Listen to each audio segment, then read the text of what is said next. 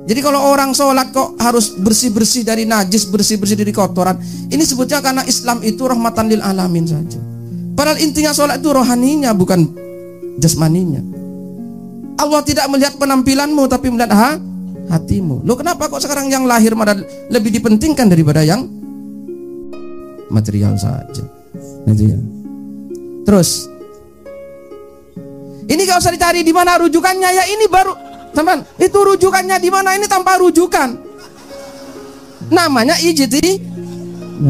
Kalau ada catatan kakinya, ini pendapatnya Syekh Al-Azhar, bukan ijtihad ini namanya.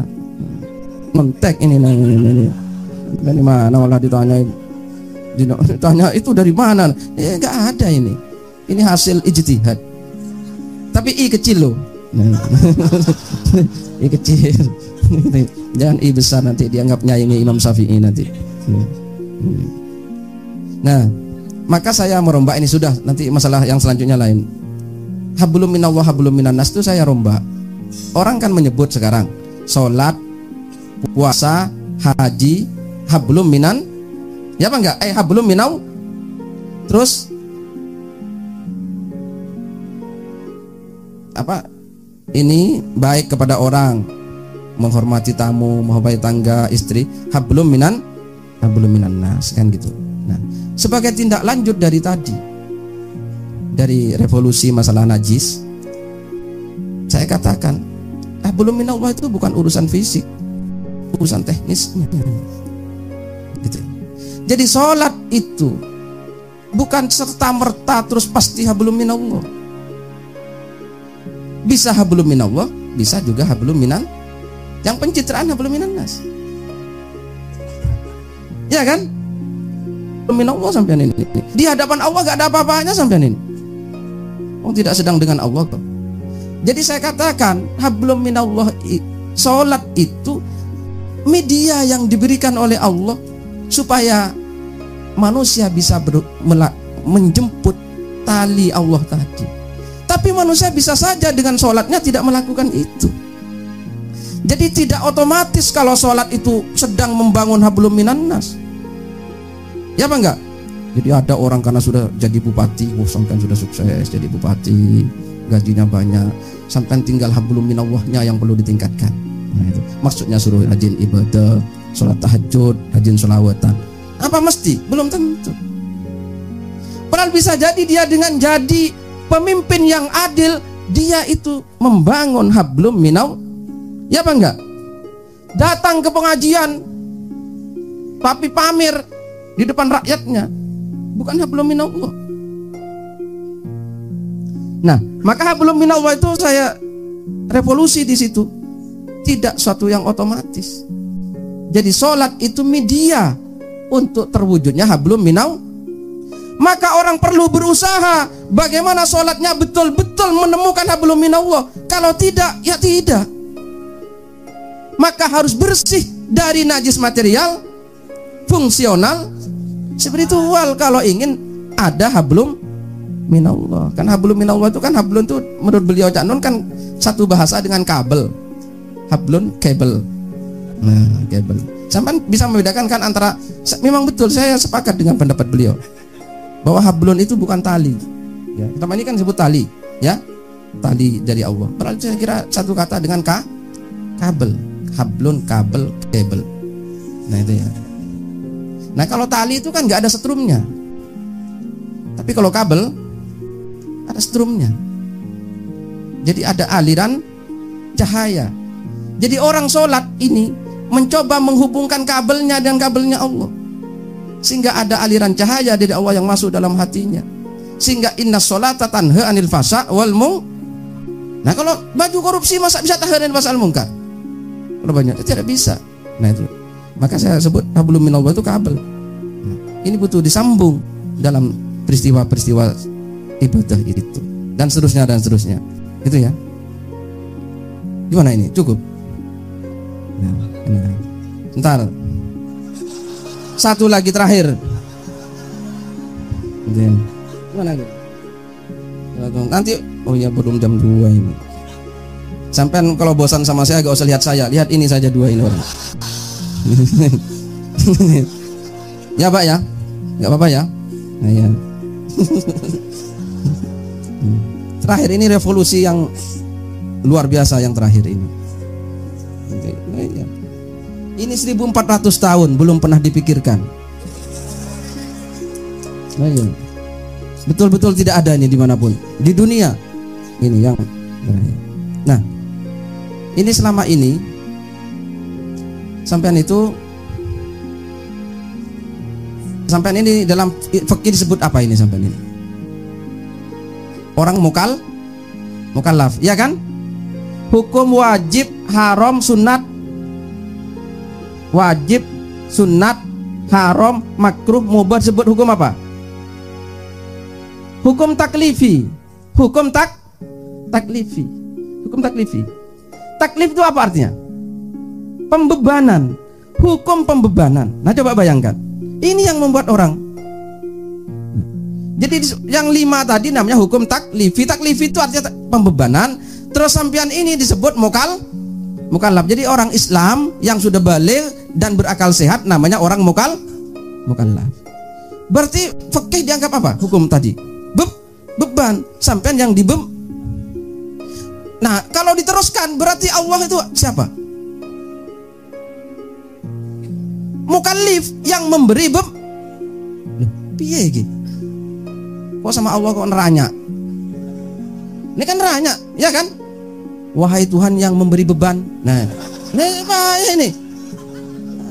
Bahaya. Ini tidak dipikirkan 1400 tahun oleh tidak dipikirkan. Ya apa enggak? Maka akhirnya hukum fikih Islam itu mesti top down. Sedikit-sedikit mana dalilnya? Nah, mana ayatnya? Ini top down. Nah, maka fikih Muzammili melakukan revolusi. Karena dibalik hukum itu semua, itu yang diinginkan oleh Allah adalah kemaslahatan manusia. Ya apa enggak? Kemaslahatan manusia. Kenapa suatu itu wajib?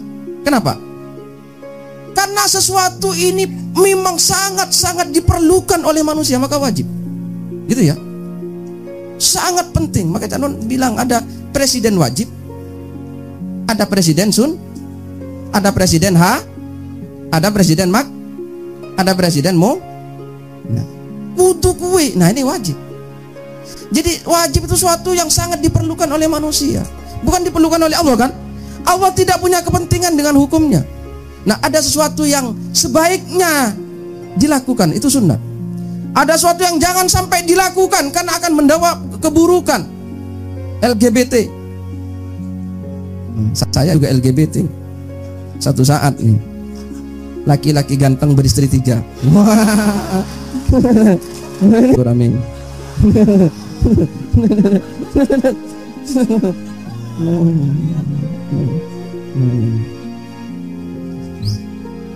Guro ya, nggak ada guronya sampai ngantuk. Ya seandainya sungguhan ya alhamdulillah gitu saja.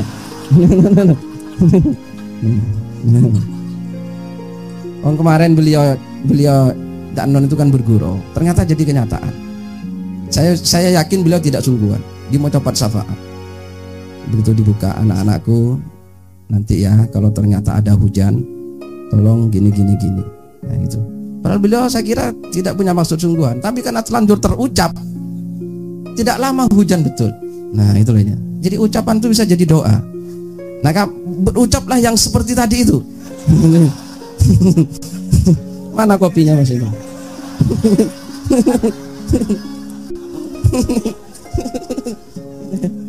Ya Allah itu.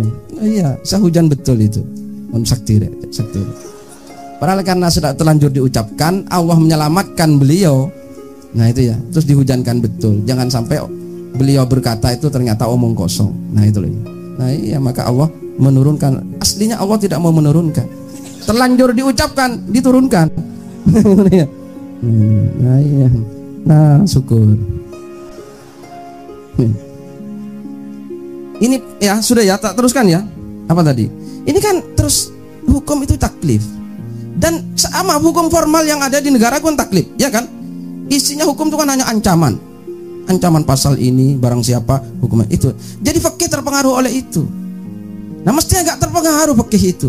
Fikih jangan terpengaruh hukum formal seperti itu. Fikih itu tidak boleh putus dari syariah. Fikih tidak boleh terputus dari akidah, tidak boleh terputus dari akhlak. Nah, maka saya robah karena hukum itu tujuannya maslahah. Maka hukum yang 5 itu mestinya bukan hukum taklifi, tapi hukum islahi. Hukum pemaslahatan. Nah, orang yang setia menjalankannya disebut apa? Orang yang soleh. Kan cocok enggak? Loh, orang yang setia disebut soleh kok hukumnya kok taklif? Ini piye? 1400 tahun ini lamanya. Jadi hukumnya itu mestinya hukum islahi, terus orang yang melaksanakan soleh. Nah, ya kan? Allah Ta'ala berarti muslih. Muslih bukan yang tadi yang disebut Janon itu. Itu salah satunya. Itu ya. Muslih. Pencipta kemaslahatan. Buahnya maslahah. Nah, itu ya. Jadi ini istilah yang belum pernah ada. Ini kalau ada anak UIN itu jadi judul disertasi. Jangan skripsi, disertasi ini. Skripsi terlalu rendah. Disertasi. Jadi dirubah, hukum taklifi dirubah menjadi hukum islahi. Orang yang melakukan orang soleh. Allah Ta'ala dan Rasulullah muslih. Buahnya maslahah. Orang-orang yang memperjuangkannya muslihun, sebagai lawan dari mufsidun. Nah, gitu. Ini revolusi. Itu oleh karena itu nanti maka hukum itu saya sebutkan sumber hukum itu tidak hanya teks. Karena saya katakan syariah itu bukan hanya teks, tapi bisa fenomena alam, fenomena sosial, ini semua. Maka hukum tidak hanya top down, tapi bisa bottom up. Lebih ya, ya nanti dilihat sendiri ini. Sudah begitu ya. Itu saya kira itu akan berbuah kemaslahatan. Maka fikih F besar, fikih yang berbicara tentang hukum Islam tadi, gitu ya. Keputusan-keputusan DPR, pemerintah itu bisa kita kategorikan sebagai fikih juga, tapi F kecil. Gitu. Kita fikihkan karena Indonesia sila pertama ketuhanan yang Maha Esa. Maka tidak boleh DPR siapapun membuat hukum di Indonesia membuang itu, tidak berorientasi kepada akidah. Kan begitu. Berarti mereka itu sedang memproduk fikih meskipun itu fikih F kecil. Maka harus kita kritisi. Gitu ya, produk-produk itu jangan sampai tidak berujung kepada maslahah. Mungkin itu. Terima kasih ya. Terima kasih.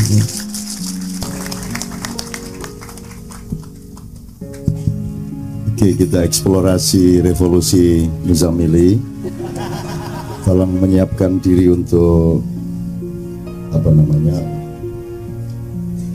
memikirkan ulang, mendalaminya, ikut menyelaminya dan mempertimbangkannya. Tapi saya minta dengan sangat adik bungsu saya Sujiwo Tejo untuk bersama-sama kita.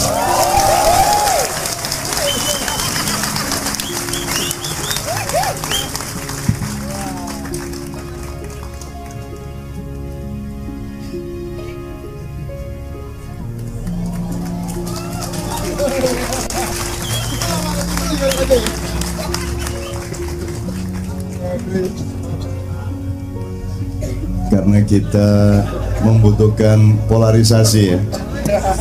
Jadi betul.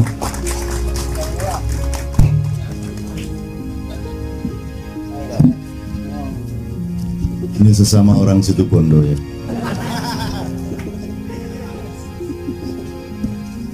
Karena ini polarisasi sidrik, jadi segala sesuatu harus diuji melalui kutub yang berlawanan.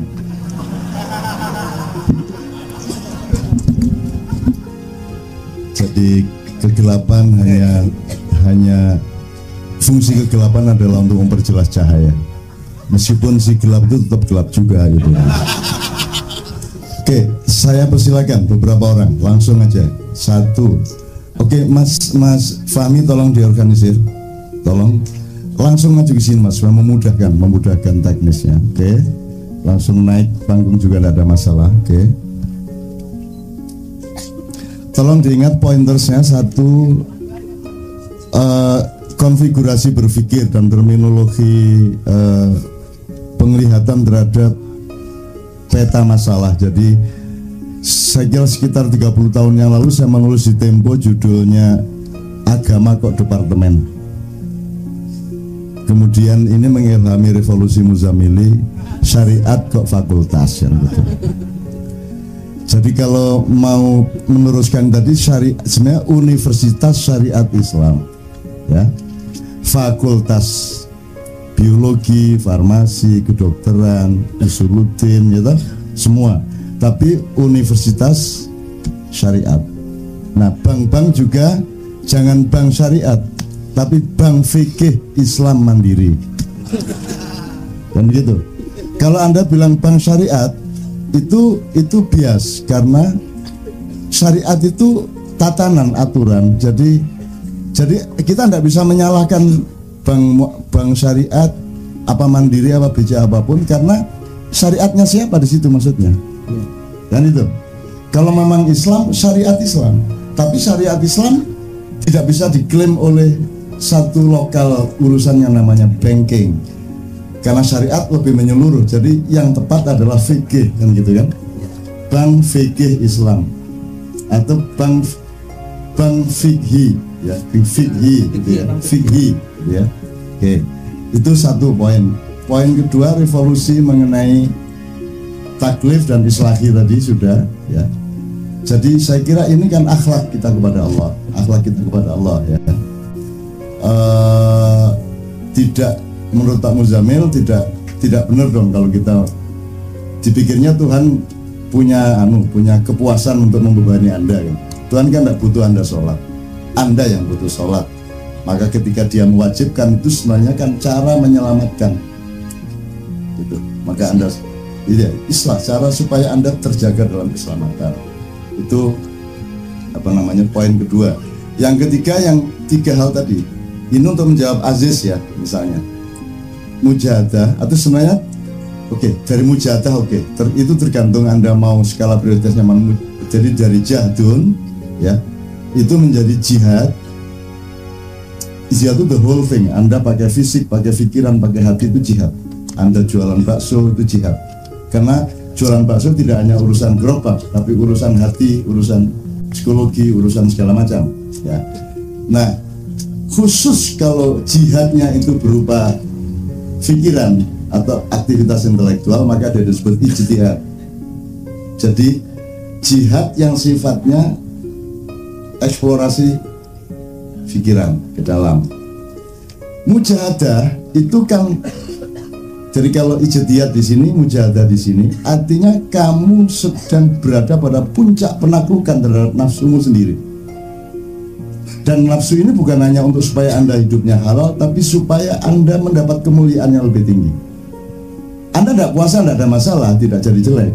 Tapi dengan Anda berpuasa, Anda mendapat kemuliaan, kan begitu. Makanya sholat sunat dalam konteks ini lebih mulia daripada sholat wajib. Maka sedekah lebih mulia daripada, kalau Anda berzakat itu baik, tapi kalau Anda bersedekah, berinfak itu mulia, kan gitu ceritanya. Nah, mujahadah adalah keikhlasan untuk berada dan melakukan puncak dari kemuliaan itu. Makanya di kalau di Jogja kan ada Margo Utomo dulu, itu Margo Utomo itu rukun Islam dulu, dari Tugu ke Malioboro ke rel, dari rel ke Toko Terang Bulan namanya Malioboro, berasal dari kata wali. Kalau kata kerja, kata perintah, wali, malio, warung maruno. Malio, jadi seperti seorang wali, jadi wakil Allah untuk mengerjakan dan mengelola dengan mengembara ke suatu tempat atau ke suatu pengalaman, maka disebut Malioboro. Kalau Anda sudah mengalami Malioboro, Anda masuk ke Margo Mulyo. Kalau tadi Margo Utomo, jalan yang utama itu S1, S2-nya Malioboro, S3-nya Margo Mulyo. Kalau Anda sudah mengembara, Anda sudah KKN, Anda sudah mengalami benar-benar, jadi ilmumu diuji.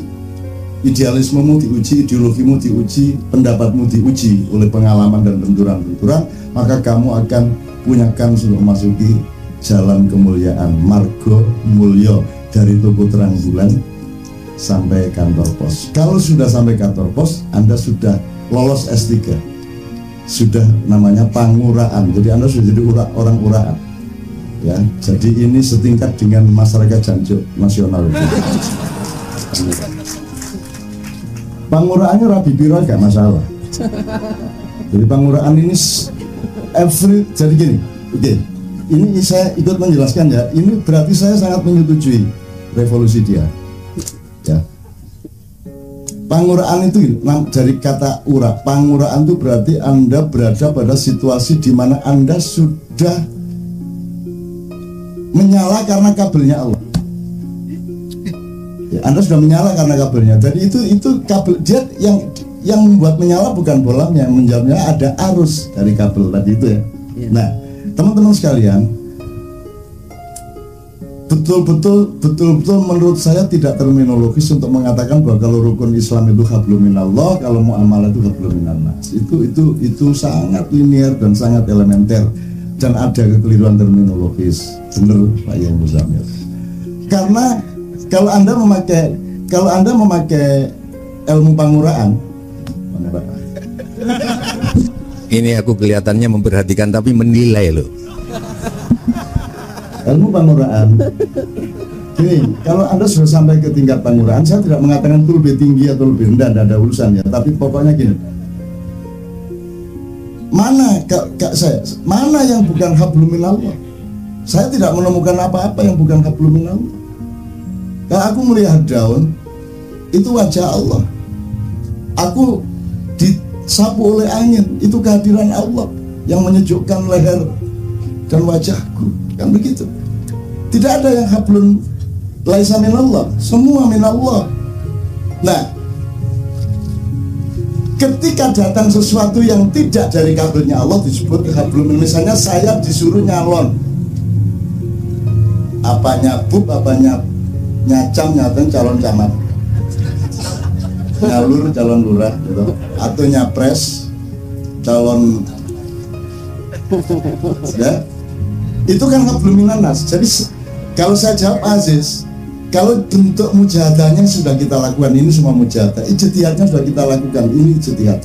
Tapi jihadnya yang Anda bilang actionnya kapan? Saya tanya sama Anda nyuruh saya nyalon, dilarang saya oleh Allah.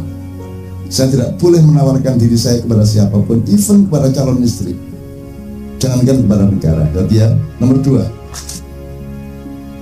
bentuk jihad yang mana yang Anda mau? Saya ambil alih kekuasaan, kudeta, saya demo gede-gedean sama Anda hitung semuanya. Atau gini aja, kalau Anda ingin saya mengambil alih semua, kasih saya kabinet, susun namanya. Kalau Anda lulus menyusun kabinet saya ambil. Milih sopo kan menteri nih, aku takut. Sopo menterimu itu siapa? Jadi tidak siap infrastruktur manusia, kebangsaannya, kemanusiaannya, intelektualitasnya, kalau tidak siap sama sekali untuk melakukan jenis jihad yang itu. Maka jihad yang kita lakukan sekarang hanyalah hujan tadi itu. Kalau kita sudah mengatakan ini nanti kalau hujan sikapmu apa? Kayak kalau sikapmu gini-gini, berarti Anda lulus nanti hujannya cuma 5 menit. Hujan 5 menit. Bukan karena saya sakti, tapi karena Allah khawatir saya malu. Aku sudah terlanjur ngomong. Maka kalau kita berdoa, ya Allah jangan permalukan aku terlanjur mengatakan kepada istriku bahwa aku akan membelikan mobil yang baru. Saya kalau nggak bisa membelikan, saya malu. Ya Allah tolong jangan permalukan aku. Kan begitu.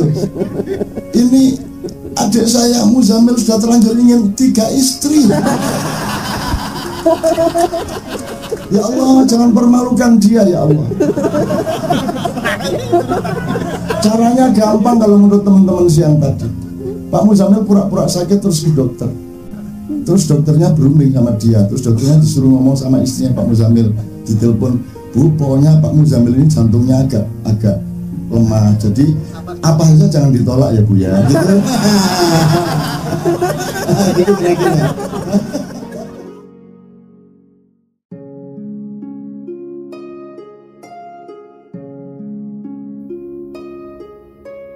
Assalamualaikum warahmatullahi wabarakatuh. Agar kamu selalu terjaga dalam keselamatan. Allah serius menciptakan Nur Muhammad sehingga melanjutkannya dengan bikin jagat raya alam semesta beserta penghuninya. Selama puluhan juta tahun dibiarkan liar, alamiah, liberal, kemudian di ujungnya sekitar 10.000 tahun terakhir, Allah menata kepemimpinan bumi dengan menghadirkan khalifah. Pada bagian-bagian akhir dari ujung zaman itu, Allah pasang Nabi Rasul pamungkas yang dipegangi buku manual bernama Al-Quran. Penduduk bumi tak usah repot mencari Allah sebagaimana sebelumnya. Cukup baca kitab itu dengan kecerdasan dan kenikmatan, tidak ragu, patuh dan setia kepada kandungannya. Penduduk bumi pada era pasca Khotamal Anbiya tentu tetap berkemungkinan untuk merusak bumi dan menumpahkan darah. Tetapi ada modal lain yang membuat saya yakin bahwa ujungnya tetap keselamatan fi dunya hasanah wa fil akhirati hasanah. Allah sendiri yang pasang khalifah, Allah sendiri yang tancapkan tonggak syafaat dengan menghadirkan Muhammad. Allah sendiri yang membekalinya Al-Quran, dan Allah sendiri yang berjanji menjaganya. Innalahu lahafidun. Maka penduduk bumi sedang menyongsong keselamatan masa depan, meskipun tetap dipersyarati oleh yugoyiru mabi anfusihim. Dan kita semua yang ada di ruangan ini pagi ini adalah pekerja kesetiaan kepada Al-Quran yang terus berjuang mengubah diri dan dunia. Apa yang lebih indah dan membahagiakan dibanding magham?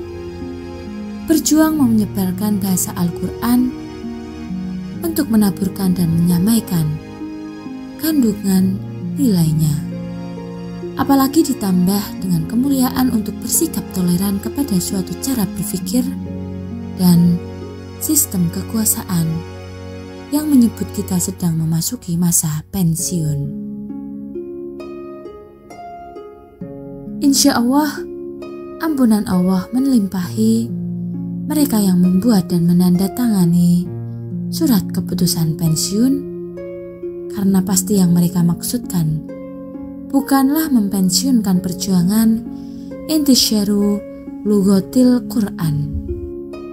Dan kalau kita yakin kepada Allah, mencintai Rasulullah, nikmat mentadaburi Al-Quran, dan mentafakuri alam semesta, serta beristiqomah sebagai aktivis bahasa Arab, maka kita berada pada koordinat yang paling dekat terhadap kepastian keselamatan dan kebahagiaan dunia akhirat. Kalau terhadap kalimat itu muncul respon di benak kita, belum tentu, maka kalimat di atas bertambah juga. Kalau kita belum tentu yakin kepada Allah, belum tentu mencintai Rasulullah, dan seterusnya, silahkan dielaborasi sendiri di dalam kehidupan masing-masing. Kemudian, karena keselamatan kita juga terkait dengan keselamatan bumi dan keselamatan Indonesia, maka probabilitas masa depan kita terletak pada posisi timbangan antara tingkat kerusakan dunia sekarang ini dengan kadar iman kita kepada Allah, cinta kita kepada Rasulullah, intensitas tadabbur dan tafakur kita kepada Al-Quran dan alam, serta intensitas dan kesetiaan kita sebagai aktivis bahasa Al-Quran. Saya pribadi memiliki ketidakyakinan yang tidak kecil atas logika itu karena sangat dahsyatnya kerusakan manusia dan kehidupan yang kini sedang berlangsung. Tetapi belum pernah saya menemukan dan mengalami manfaat apapun dari ketidakyakinan, sehingga saya ambil keputusan untuk yakin sepenuhnya. Dan kalau sampai nazak oleh maut nanti tidak atau belum saya jumpai bukti atas keyakinan itu, saya akan tetap merasa lega dan tenang, sebab saya akan mati membawa keyakinan dan husnuzon kepada Allah. Berikutnya, insya Allah sesudah menapaki kematian, Allah dan para malaikatnya tidak mempertanyakan tanggung jawab saya atas keselamatan bumi dan Indonesia, kecuali sebatas yang terkait dengan amal perilaku saya selama menjalani hidup. Keyakinan itu menerbitkan ketenangan. Ketenangan itu membuat saya enteng dan bahagia. Kebahagiaan itulah tulang punggung kejiwaan saya untuk tegak berdiri di sini, turut merayakan dan mensyukuri upacara peneguhan kembali tugas 3 aktivis bahasa Al-Quran yang sedang mencapai puncak kematangannya. Dan hari ini mereka memperoleh kemerdekaan untuk memperluas dan memperdalam aktivitas di masyarakat luas. Tanpa tersendat-sendat langkahnya oleh sejumlah hal yang tidak berkonteks, Al-Quran yang biasa merepotkannya. Kemarin mereka terpenjara di ruang-ruang pembelajaran, hari ini masuk ke medan juang yang nyata. Sebagai individu, sebagai anggota masyarakat, sebagai warga negara, dan utamanya sebagai bagian dari rombongan pengikut Nabiyullah dan Rasulullah Muhammad SAW, saya ingin merayakan kebahagiaan bahwa Allah menugasi saudara sulung sebagai salah seorang waliyu amri lugatil Quran bersama beliau berdua. Bangsa Indonesia Jawa yang untuk satu peristiwa kecil punya sebutan tiba, rutuh, jungkel, ngeblak, celorot, menjengkang, kesasar, jungkir, nyungsep dan seterusnya, merasa lebih bodoh dan tertinggal dari bangsa yang hanya punya satu kata falling down untuk peristiwa yang sama. Bangsa yang peradabannya sudah mencapai detail lepari, gabah, beras, sego memperbudak dirinya kepada bangsa yang hanya punya rais. Bangsa Indonesia tiba-tiba bikin negara dan republik karena tidak berani mencari dan menjadi dirinya sendiri. Kaum intelektual berpikir bahwa kerajaan itu kuno, otoriter dan diktator, seakan-akan bisa diselenggarakan kehidupan bersama tanpa otoritas dan diktat hukum. Kalau dalam kerajaan diktatornya sendirian, kalau dalam republik demokrasi diktatornya rombongan. Tentu saja saya pribadi, kami semua tidak ada masalah dengan republik atau kerajaan. Kami diam-diam mempelajari transformasi formula kenegaraan dari Majapahit ke Demak, Pajang, Mataram hingga Indonesia hari ini, serta segala kemungkinan yang kami gali dari sebanyak mungkin sumber nilai dan bahan sejarah. Itu bukan karena kami tergolong negarawan, guru bangsa, atau pemerintah, tetapi karena aktivisme bahasa Al-Quran harus sampai pada tahap memverifikasi secara Qur'ani hal terpenting yang menyangkut kehidupan orang banyak, khususnya umat Islam dan bangsa Indonesia. Dalam skala sekecil apapun, untuk menyelenggarakan proses transformasi atas setiap kemungkinan peradaban yang berlangsung agar bergerak menuju atau menjadi atau memperoleh hati surga. Min adabi dunya illa fuad il jannah.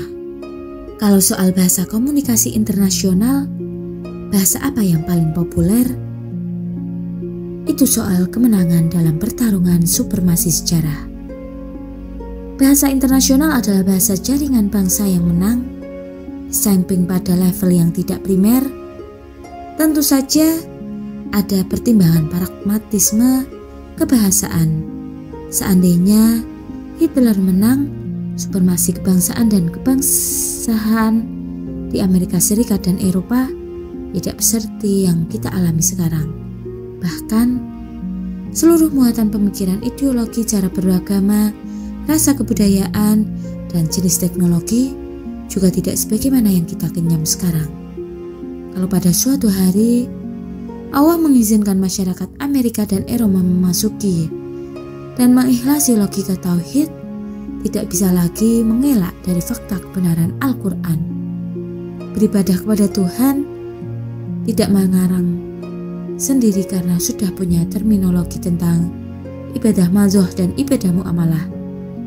Hasadnya kepada kebesaran Muhammad SAW mengkonvensi jadi cinta dan kekaguman, memperoleh pemahaman yang objektif dan proporsional, empan papan tentang konteks jihad, syahid, qital, Allahu Akbar, mau belajar membedakan posisi yang tidak sama antara agama, syariat, mazhab, fikih, aliran, ormas, golongan, sekte termasuk antara Quran dengan hadis, antara hadis dengan hadis-hadisan, dan seterusnya.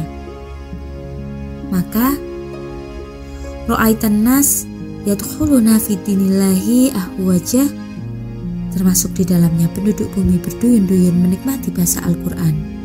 Akan tetapi kalau kenikmatan itu belum menjadi kenyataan hingga hari terakhir jatah hidup kita, tak masalah, karena kita sudah menjadi bagian yang aktif dari iradah Allah, cinta Rasulullah, dan pekerjaan suci Al-Quran. Otoritas dan fakta.